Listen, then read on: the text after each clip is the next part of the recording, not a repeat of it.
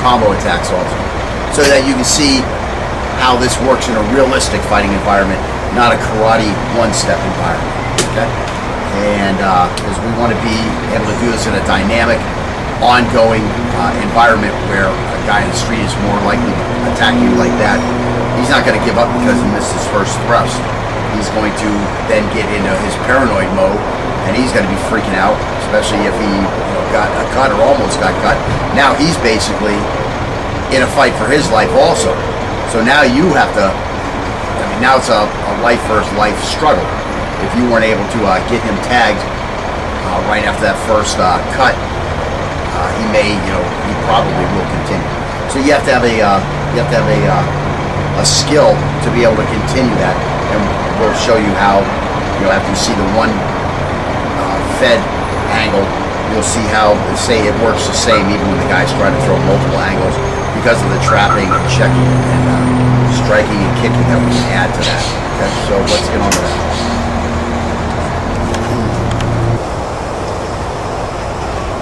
So a lot of times you hear guys say, well, I would never fight with a knife, a guy with a knife, I would just run away.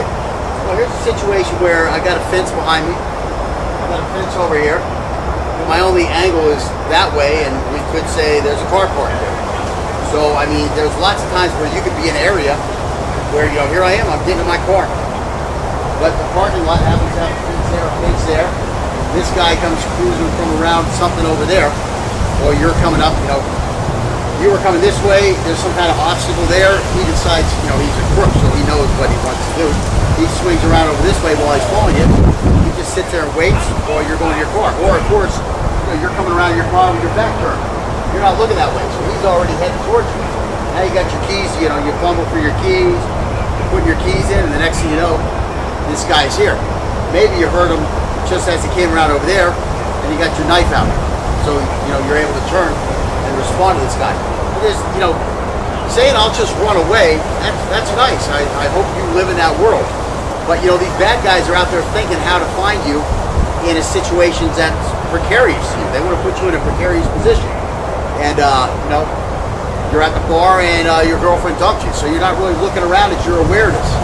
That could happen. So you're not being aware. You do still carry your knife. Maybe that's why she broke up with you, because you're a crazy freaking martial nut, getting ready for bug out day or whatever, and now you're coming to your car, oh, maybe I should give all this shit up, and now this guy comes and jumps like, so, scenarios are unlimited where you could get stuck, and it's mainly because you let your awareness down. And again, there's unlimited reasons that can cause you to let your awareness down. So now he's coming with a combination attack, and I'm going to have to, continue to fight as he tries to defend himself. So see, this is the big thing. This catch right here is the big thing where he's got trouble. Now he's trying to grab my knife, but because of the shorter knife, there's nothing that he can grab except for a blade. So he's trying to stop me from cutting him while I just cut off his fingertips while I go to his neck. But this catch right here, which could be a trap, is what's critical to keeping him from getting on me. Because he had to turn towards me, he fed the knife right to my trap. And then I've got this here, and now I just continue to work, and I continue to move, and I take the slash here. Now, I don't know what he got me with on my arm. He might have got me with the blade. This is knife fighting in tight quarters with a guy who's committed and is throwing a multiple-pronged attack.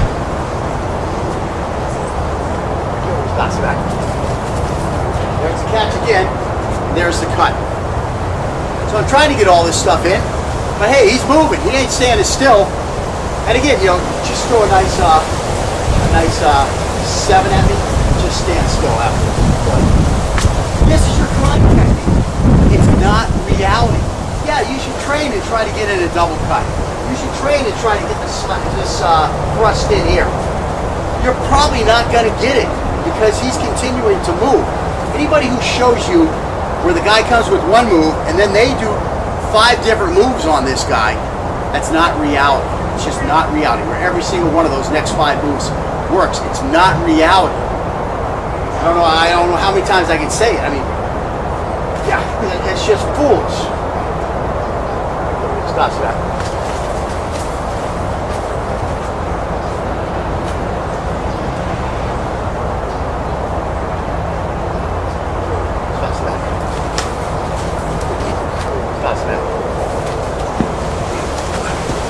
again, where am I focusing on? I don't know if you caught that.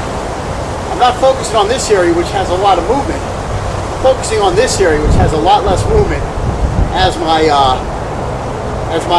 focus point to get my hand onto to catch the less moving object. Especially this only, you know, it's going to come straight towards me. I think I'll feed it right into my hand. Then I can reach down and grab something that's more manageable, the forearm or something like that.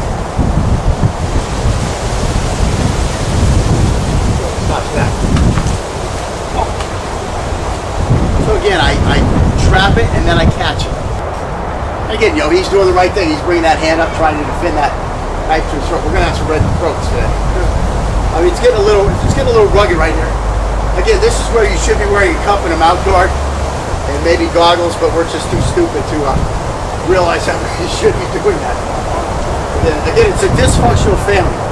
You come from a dysfunctional family, you just throw all that shit out the window because you've had too many fights already.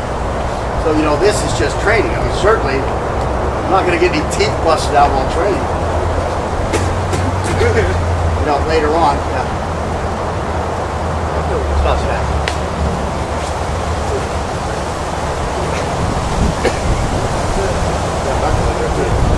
I mean, you know, just start working on what you got. If all he's going to give you is cerebral cortex, take the cerebral cortex. Make sure you trust that.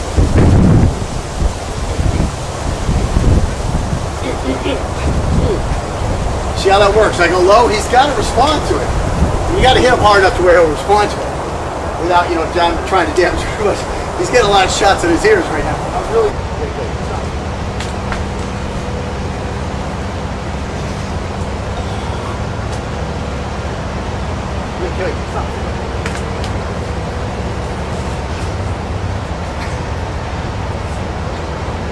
yeah, I mean, if you can get this guy bent back like this, it's really helpful. It's like when I hold you, I keep spinning you. You know, when I keep spinning him, I was showing him, I've got this lever to keep turning him with. If he tries to turn the other way, it becomes very hard. See how I get my weight on him? I have weight on him here, and then I just keep turning here. Of course, he can try to spin the other way. No, he can't. I got his arm. He can try to spin this way, and I just try to outrun him. That's the secret. I just try to outrun him. Of course, I'm stabbing him during all that. So he's got problems. You see, I'm trying not to pose. Coming with an angle, and then a second attack. And of course, you got to be careful when you're working with this. You don't want to anticipate his movement. Of course, I know what he's going to do. A guy in the street isn't going to know what he's doing. So when I come with that too, when I started that attack, I expected to be here for my 5 also. So those first 2 attacks, when you come at him, you really do have to throw like this, and now you can start trying to respond to this guy. If you respond too early, you're ruining the drill because you know what he's going to do before he does it. That's not the reality either. So again, I could go like this, right? It's going to be 2 and 5. I'm going to kill you. That's not reality, okay? Because I know he's going there, so I'm just stabbing right over here. Now, should he still have his arm out there? Yeah, he should still probably have his arm out there to where he can get something on that. But I think he was doing an example for you guys out there. Now this time, try to stop that attack, okay? But now guess what? Now he knows I'm coming with that second attack over there. So it becomes very easy to ruin the drill and not make it reality. So you have to think this stuff through and work on it. Of course, at the end, when we get through all the courses and we freestyle, he's not going to know what I'm going to do. I'm going to do whatever I want. Again, I'm not going to know if he's going 2 or 1 on his zone defense or if he's going linear straight back. I'm not going to know. Or is he going to try to zone in and catch me on my first cut as soon as I say I'm going to kill you? Because when I say I'm going to kill you, I'm saying I'm ready to attack you, okay? Now that's the way it is on the street. You don't say back to him, stop, stay back, meaning I'm ready to defend you. No, when he says I'm going to kill you, you're the good guy, you can go right away. So that's where we'll get to the drill later on, is when this guy comes up and says, as soon as he starts saying I'm going to kill you, you're allowed to jump on him, right? You're allowed to jump on him immediately. Because that's the reality, okay? The reality is the bad guy doesn't get the advantage of having you tell him, okay, now I'm ready for you to attack me. You know, now I'm ready to defend, I'm going to do something. No, as soon as he says something to you, as soon as you see him out of the corner of your eye, you go, bam, you can go. okay? And we'll get to that. But again, we don't know what attack he's going to come with, and he doesn't know what defense we're going to come with. So it's a lot easier to do those drills in that the guy's not going to anticipate what you're doing. So you have to be cautious of that while you're training, that you don't screw up your partner by anticipating his moves, thus making it impossible for him to practice and keep things, okay? So in other words, let's say, the first time, I'm going to follow you on this. So I come with this one here, and then I come here because I know he's here. Well, look at that. He already knows what I'm going to do, so let's do it again. So I come here, and then I come here. Well, that's cheating, because I knew he was going to defend down here. You see what I'm saying? Now, later on, his arm will be able to come into effect, and again, he's helping me out with the drill. He shouldn't help me out, he's still trying to defend. But anyways, that's what I'm saying is, now this becomes a situation where it's tricking the other guy and counter to a counter. That's not reality. Reality is, I don't really know what he's going to do. Thus, my attack has to be a concerted effort to get him right where he is, not to where I know he's going to move later on. And likewise, if he starts catching me one way, well, then I change it up because I know he's trying to catch me that one way. You have to work with each other and advance the drill without screwing your partner up. Okay? So again, your first two attacks should be straightforward, and then you can start trying to attack. Because if I'm a guy and I'm going to throw a combo at you, that's what I'm going to do. I'm going to throw the combo at you. I'm not going to throw the combo at where I think you're going to move. No, I'm going to throw it straight ahead. So when you do work these combos, again, you want to come in here, and you want to come in here. And again, he needs to start thinking about having everything ready in case something does happen funny. Because in reality, the funny shit's going to happen. Because you don't know where I'm going. Right now, he knows I'm coming with these two combos. But again, he's trying to avoid him, get to the side, and then I can kind of free-for-all and try to get away. Well, by that point, I'm kind of caught. So I'm with the 3 and the 5.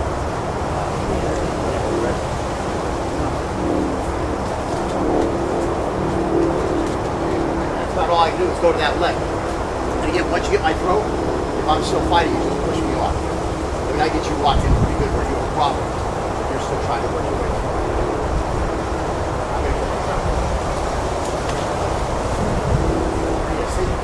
Just kept moving behind me. That's all I did was just stay behind me, trying to get that chest to my back.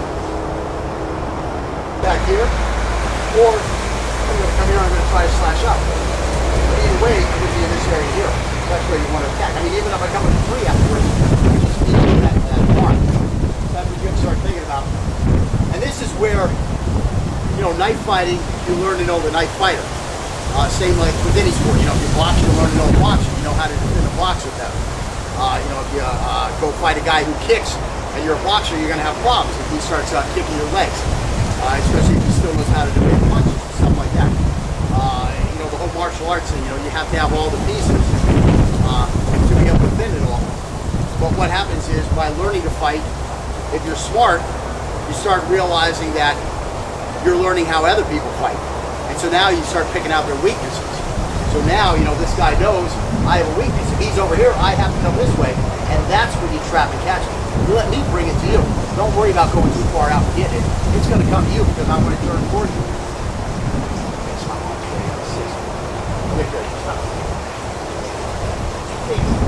That time as I came down, he just grabbed it and pulled it right against me.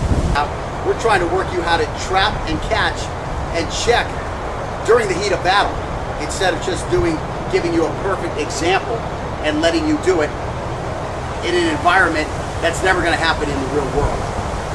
Makes sense? I'm just coming up so you can hear me a little better. We got the work going on the back. But in those first ones that we did, that first set, that was left hand against left hand. And again, the hard part is that we're having to cross his center line, his fighting center. We have to cross his fighting center.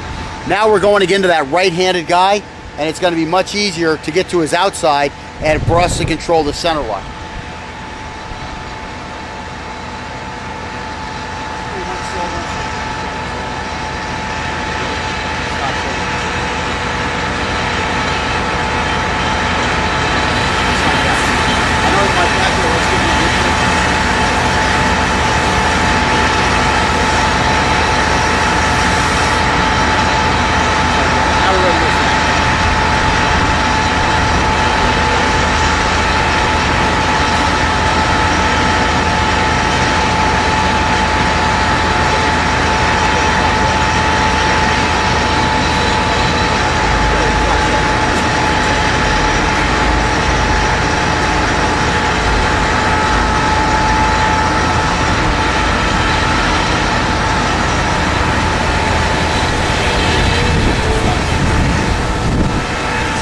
see an ongoing struggle. We're able to fight through that.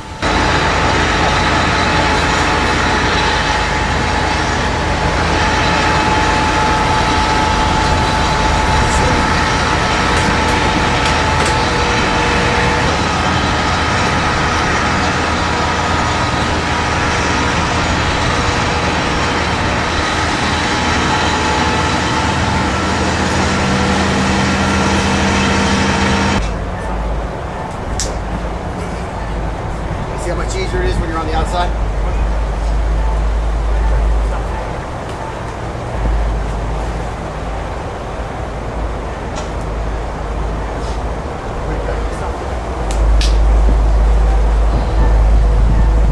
If he got cut or almost got cut, now he's basically in a fight for his life also. So now you have to, now it's a life versus life struggle. If you weren't able to get him tagged right after that first cut, he may, he probably will continue. So you have to have a skill to be able to continue that, and we'll show you how. After you see the dude, he swings around over this way while he's following you. He just sits there and waits while you're going to your car. Or of course, you're coming around your car with your back turned. You're not looking that way, so he's already heading towards you. Now you got your keys. You fumble for your keys, put your keys in, and the next thing you know, this guy's here. Maybe you heard him just as he came around over there, and you got your knife out. So you're able to turn and respond to this guy. It is, saying I'll some combo attacks also, so that you can see how this works in a realistic fighting environment, not a karate one-step environment. Okay, and because we want to be able to do this in a dynamic, ongoing environment where a guy in the street is more likely to attack you like that. He's not going to give up because he missed his first thrust. He's going to then get into his paranoid mode, and he's going to be freaking out, especially in one fed angle. You'll see how, say, it works the same even when the guy's trying to throw multiple angles because of the trapping and checking and striking and kicking that we can add to that. Okay, so let's get on to that.